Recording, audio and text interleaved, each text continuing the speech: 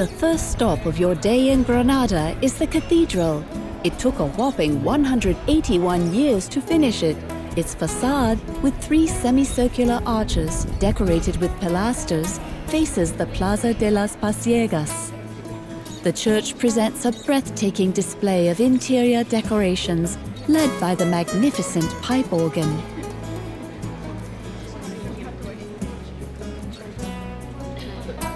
Continue to the Alhambra Castle. Originally built for military purposes, it later served as a royal residence.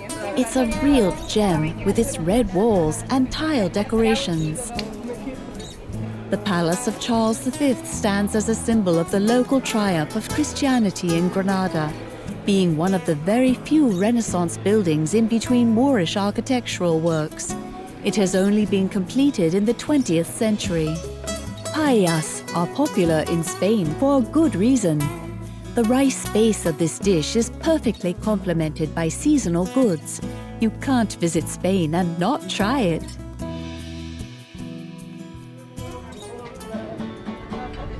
Your next stop is the Albayzín district, which is also a UNESCO site.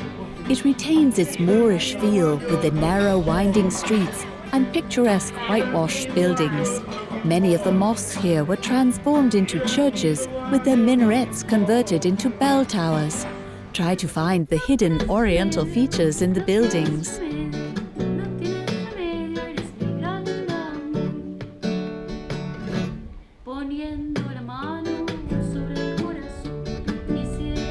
Take a stroll on the ancient street of Darro, one of the oldest in Granada. It runs alongside the river and the hill of Alhambra, and it's lined with beautiful 16th and 17th century houses. The views from Mirador de San Nicolás are possibly the best in Granada. There are usually some musicians or flamenco dancers who help create the atmosphere of this place. Built in Isabelline style, Royal Chapel of Granada is an amazing jewel of architecture. The only visible facade is richly decorated with pointed pinnacles and other ornaments. The chapel also serves as a mausoleum for the Catholic monarchs of Spain. Take a break in another one of Granada's characteristic streets located in the very heart of the city. You can shop for souvenirs in Arabic shops or just sit down for a cup of tea and a meal in one of the many tea houses and restaurants. Formerly a cemetery and an execution place during the Napoleonic era, the Jardines del Triunfo are now a beautiful park with fountains and flowers, dominated by the Triunfo de la Virgen monument.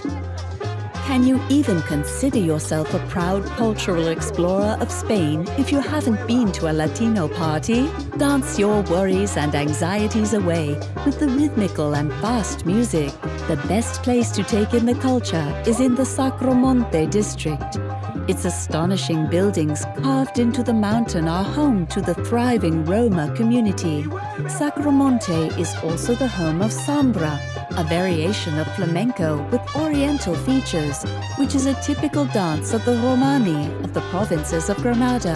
There are several venues for flamenco and samba performances which are worth visiting. Although it may not be in the city center, it's certainly worth visiting anyway.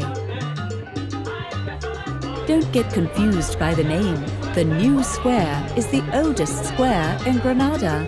Places with bustling nightlife are never far, which is why this is the perfect place to finish your sightseeing and then go out to the streets some more.